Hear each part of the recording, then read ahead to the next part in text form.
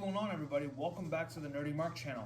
I am Sid the Nerdy Mark, and this is my review of AEW and NXT. First of all, you guys saw it on social media. Yeah, I bought this shirt, the Kenny Omega shirt, and if you thought for 1 second that I wasn't going to wear it on one of my videos, you are sadly mistaken. Alright, so here we go. But I'm going to do something a little bit different today. I'm going to kind of just run through both AEW and NXT and just talk about what I think. I'm not going to, break down each match like I normally do. So this may be a bit of a shorter video. And by the way, if you like these type of videos better than my match-by-match breakdown, let me know and I can change up the format. Frankly, it's a little easier for me to record and edit. So there's that. But with that being said, let's get started and let's talk about AEW Dynamite.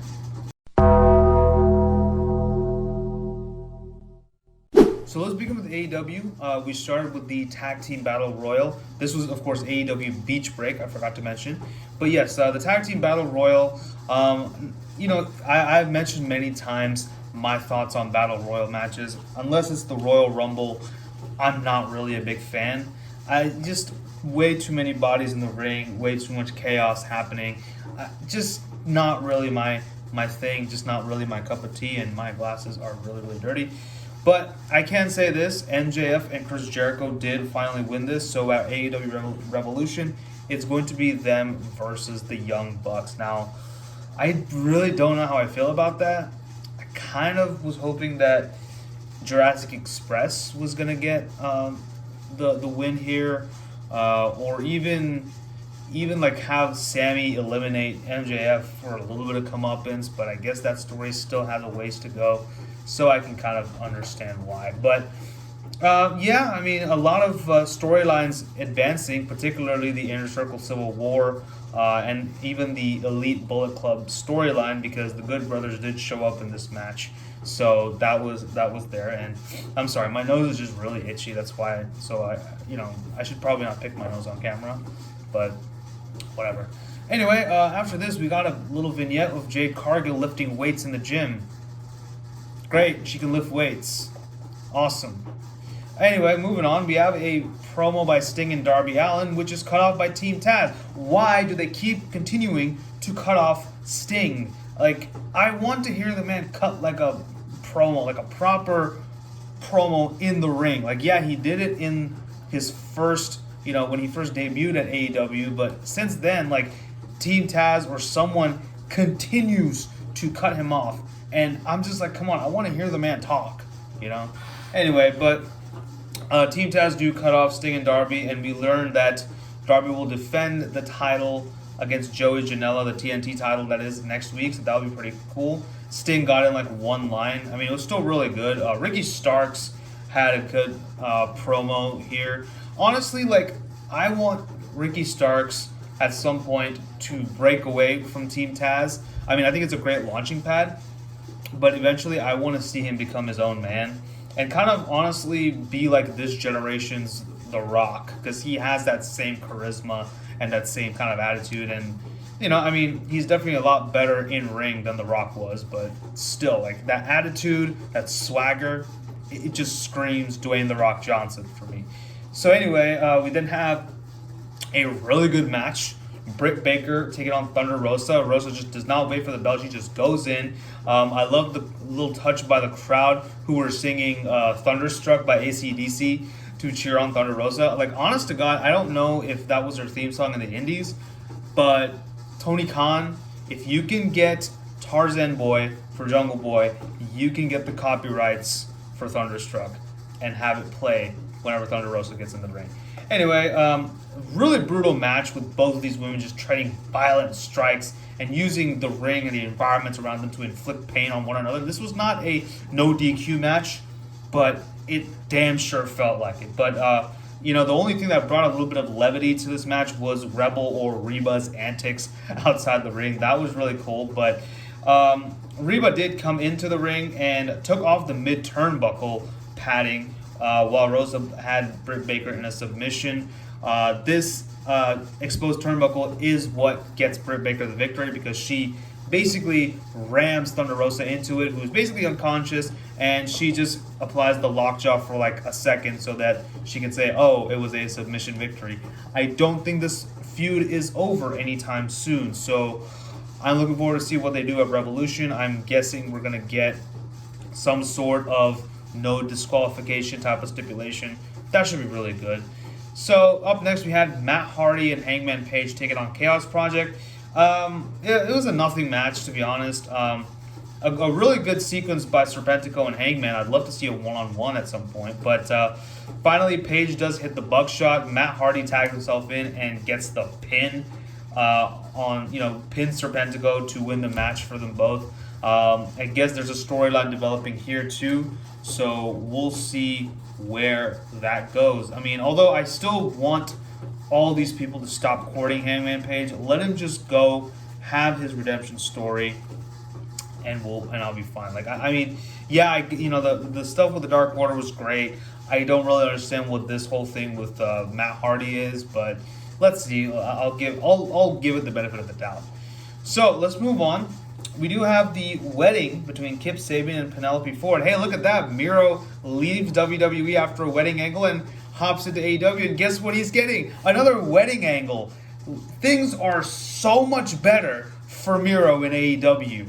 My goodness. Anyway, Father James Mitchell is the pastor, and he marries Sabian and Ford. And by the way, they actually did get married, so congratulations, actually, to Sabian and Penelope Ford. That's awesome. But Miro gives a toast, and there's a really giant present, which Miro's like, what's that present? Charles says, that's from me. And Miro rips the present in half, thinking Orange Cassidy is in it, but there's not. It's just a bunch of paper. One of the papers gets stuck on the floor. Miro steps on it. He's stuck to the paper. Then Chuck Taylor just charges at Kip Sabian. Orange Cassidy pops up out of the cake. They get the last laugh, at least for now. I guess this feud is still going on. Why is Miro still hunkered down by Kip Sabian? Just break these two apart. Give Miro a singles run. We had him leave WWE because of this really shitty wedding angle between Bobby Lashley himself and Lana. Why are you putting him in the same circumstances, AEW? What the hell are you doing? Anyway, but luckily we do get a much better thing, and that is Eddie Kingston versus Lance Archer in a lumberjack match. Lance and Kingston just don't wait for the bell. They just go at it. Freaking crazy match. Fantastic stuff. Butcher, Blade, and Bunny do keep getting involved, but Bear Country comes in to even out the odds. So it looks like we're going to see a feud between those two teams. That should be cool. Archer does use the blackout to win the match. I do think that there's going to be a rubber match at Revolution. This feud is not over. But FTR, they cut a promo where they show that they've kidnapped Marco Stunt. So looking forward to see where that goes. We finally get to our main event. Kenny Omega teams up with the Good Brothers to take on Jon Moxley, Pac, and Rey Fenix of Death Triangle. Absolutely great match. 6 talented men in the ring. Honestly, I would say Phoenix was the real MVP of this match. You know, especially when he hits those baseball slides. Oh, man, so good. Good stuff there. Kenny at one point did hit a kind of a sloppy-looking paradigm shift on Moxley, but it didn't really work. And then hits a 540. And then Carl Anderson attempted a gun stun on Moxley, who responded with a gun stun of his own. So, everyone's just stealing each other's moves, so that's pretty cool. But Kenny and the Good Bros do finally hit the Magic Killer on Phoenix to win the match. Heels beat up on Phoenix, but Lance Archer comes in to take out the Good Bros. Why is Lance Archer fighting with literally everybody? I get it, everybody dies, but still. Moxley is in the ring. He looks like he's about to hit a paradigm shift on Kenny, but a hooded figure comes in, decks Moxley, and then takes off his mask to reveal Kenta, Moxley's challenger for the IWGP US title, which will be defended at New Japan Strong February 26th. That's going to be awesome. And then, of course, he picks up Moxley, GTS's him, and Moxley's selling was perfect. It looks like the Forbidden Doors are getting wider and wider open. That analogy just didn't come out of me properly. The doors are getting even more wide open. So Kenta even kind of confirmed it and said the door is open. So it looks like we're gonna get New Japan and AEW at some point. Some sort of collaboration. Hopefully, we see an AEW New Japan Supercard. We have AEW, New Japan, Impact, and even AAA working together.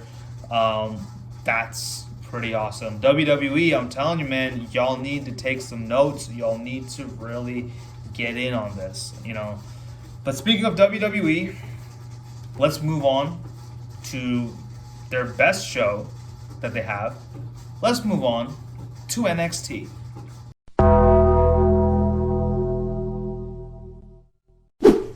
We begin NXT with a Women's Dusty Cup semifinal, and that is Dakota Kai and Raquel Gonzalez taking on the team of Kaden Carter and Casey Catanzaro. Say that 5 times fast. Good match here, pretty good. All 4 women show a lot of tenacity. Casey was definitely the real MVP of this match. She shows a lot more aggression throughout, so maybe there's some character development going on there. I'm not sure. But that top rope move that she does, I don't know what it is, but it is absolutely beautiful. But Raquel Gonzalez finally plants Casey with that one-handed powerbomb to win the match and allow for the team of Dakota and Raquel to advance to the semifinals, they advanced to the finals. I'm sorry, this was the semifinals. They advanced to the finals, and that's going to take place at TakeOver Vengeance Day, which is happening on Valentine's Day. Go figure. So that was really cool. Backstage, we do have an interview with Toni Storm. She's being interviewed about her triple threat match against Io and Mercedes Martinez. Good stuff here. We're going to see where this goes later on.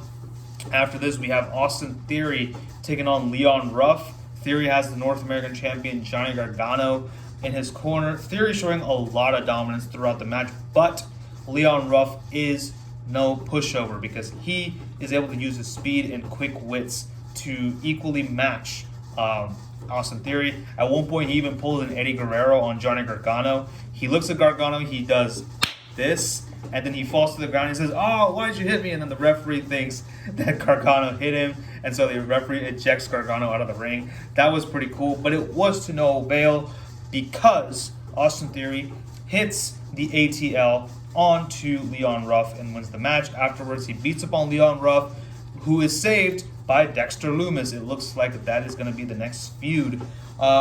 Between Dexter Lumis and Kushida, I don't know who is taking the North American title off of Johnny Gargano, but we'll talk about Gargano in just a sec. After this, we got an in-ring segment with Pete Dunne, the NXT champions, and Finn Balor. Pete Dunne finally calls out Finn Balor, who comes in. Pete Dunne is with, Lorcan and Burch, the tag team champs. Pete Dunne accuses, Pete Dunne doesn't. Balor accuses Dunne of cowardice and hiding behind Lorcan and Burch, who leave the ring. But Balor finally does accept Dunne's challenge at TakeOver Vengeance Day. After this, Edge comes out fresh off of his Rumble win, which was great, by the way. I don't hate it, honestly. I thought it was fine. Edge, first of all, praises NXT as well as Dunne and Balor, and of course hints at challenging for the NXT title. I would not mind seeing at WrestleMania, Finn Balor versus Edge or Pete Dunne versus Edge. Either one of those matches would be fantastic. So, looking forward to see where that goes. Going back to, I forgot. I skipped a match. So, before the whole Edge, Pete Dunne, and Finn Balor segment, we did have a Dusty Cup quarterfinal match. Legado del Fantasma versus Lucha House Party. Really quick match, but a lot packed into it. Some great athleticism. Lince Dorado, my God, he was the real MVP of this match. But Legado do hit the double team on Grand Metalik to win the match. They advance to face MSK in the semifinals. MSK do come out and cut a pretty good promo, so I'm excited for this whole match. I really do want Legado del Fantasma to go all the way, but I would not be unhappy if they give the victory to MSK. That would be fine too. But let's move on. We do have a really cool, entertaining segment with Gargano and Kushida. Kushida is emerging out of William Regal's office. Gargano and him have a brawl, and of course, it is finally announced that Kushida and Johnny Gargano for the North American title will take place at TakeOver Vengeance Day. That's going to be a really good match. I can't wait. But we then have Jessie Kamea versus Toni Storm. Storm's entrance was really cool. It felt like an 80s action movie. That was pretty awesome. It was announced that Kamea has officially signed to the Robert Stone brand, so hey, good for her. But this match is cut short when Mercedes Martinez interrupts, beats up on Toni Storm, and out comes Io Shirai sitting on top of the turnbuckle like a cat. She's just sitting there and watching these two women beat each other up.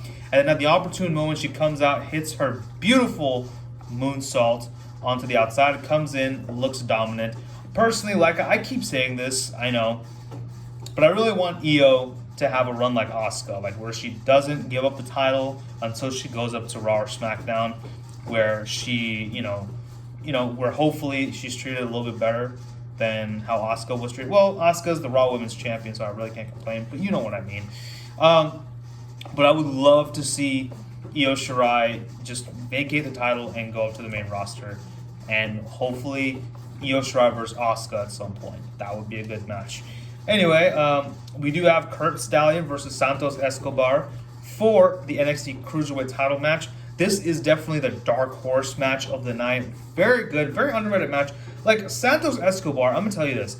He is fantastic. He's actually cuts really good promos despite, his very heavy Hispanic accent. He's able to cut a really good promo, and he's damn good in the ring. Like, every time when he's in the ring, I watch.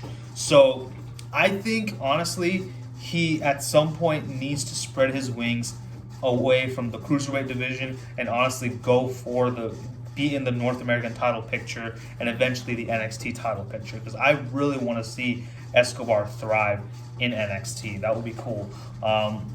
Anyway, so we do have Scarlett watching on the rafters. She's watching this match because, of course, Santos Escobar kind of mentioned Karrion Kross by name and said he's a better champion than Kross could have ever been.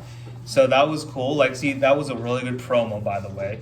But, Stallion does give Escobar a run for his money. Shows a lot of resilience, which was really cool. But Escobar does hit him with the Phantom Driver to retain. After this, Karrion Kross comes in, beats up on Wilde and Mendoza, gets in Escobar's face, and basically warns him about what happens when you mention his name. TikTok.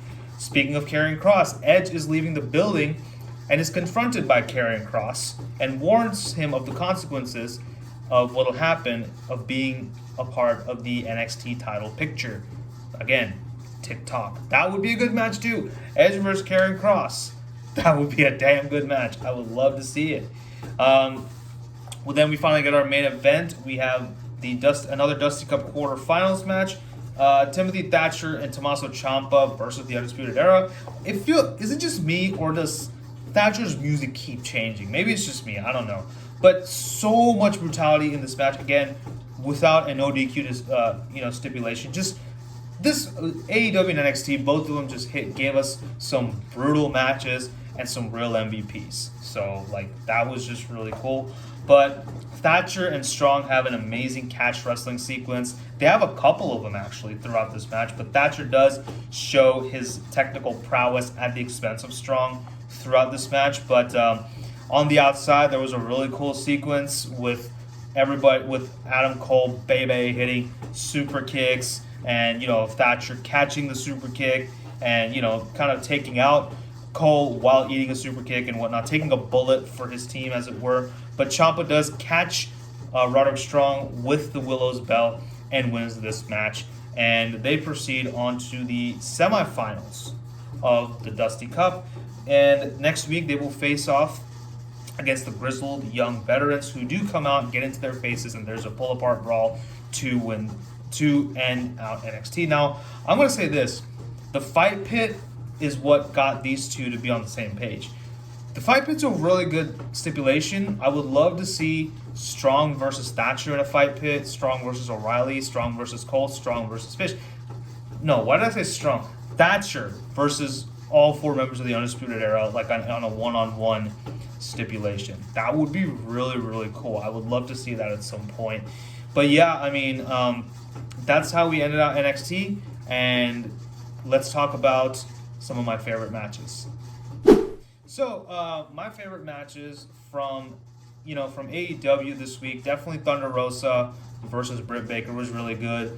Eddie Kingston versus Lance Archer was a damn good match. And of course, the six-man tag main event was absolute fire with the inclusion of Kenta, who, by the way, is teaming up with Kenny next week to take on Moxley and Lance Archer. That's so crazy.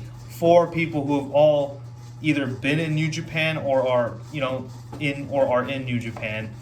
That's just so awesome. Like it's going to be really cool to see. On NXT, I really liked Legado del Fantasma versus Lucha House Party, Santos Escobar versus Kurt Stallion, and the Undisputed Era versus Thatcher and Ciampa. Really good stuff. Both shows had some really good matches this week. Although I will say I did enjoy NXT a little bit better this week. I thought AEW had a couple of things that didn't work for me, like, for example, the Battle Royal, the people who won it. Again, continuing to push this Jade Cargill storyline. I'm just not feeling it.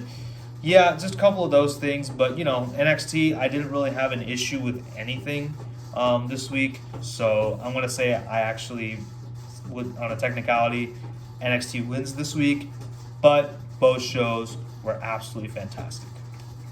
So that pretty much concludes my review of AEW and NXT this week. Did you guys like this new format where I just kind of take a few minutes to talk about both shows and then, give it my final thoughts and whatnot, or do you want me to just break it down match by match and all that stuff? I kind of did that right now. I guess did it all in one take. But anyway, let me know if you guys see a difference in the format, whatever. But let me know what you guys thought about both shows in the comment section below. Be sure to like, share, and subscribe. Hit that bell so that you're notified every time I upload. Thank you for all your support. 2021, I want to make this my year. Absolutely. So thank you all for supporting me throughout everything. But with that, this is Sid signing off. Stay safe, take care, and I'll see you next time. Bye-bye.